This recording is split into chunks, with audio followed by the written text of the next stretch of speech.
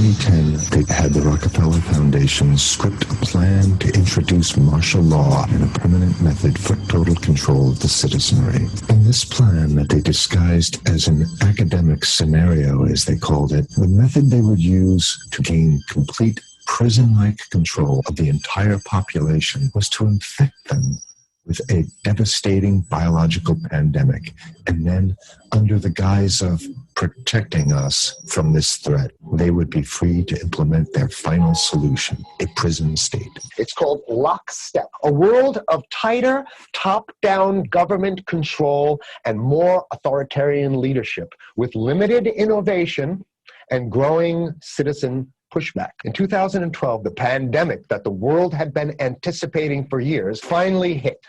Unlike 2009's H1N1, this new influenza strain originating from wild geese, even the most pandemic-prepared nations were quickly overwhelmed when the virus streaked around the world, infecting nearly 20% of the global population and killing 8 million in just 7 months, the majority of them healthy young adults.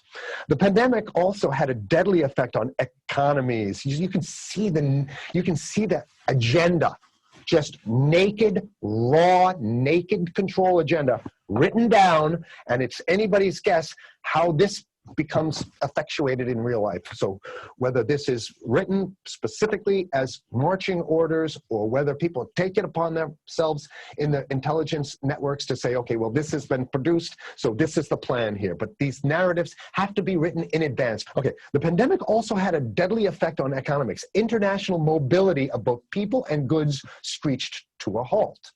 Which is what they want. They want a completely isolated world, right? Debilitating industries like tourism and breaking global supply chains. And they want you at home in your house in front of the TV. Then they got you. Because once you watch the TV, they own your soul. Even locally, normally bustling shops and offices sat empty for months, okay? So I love how they talk about it in the past tense in 2010.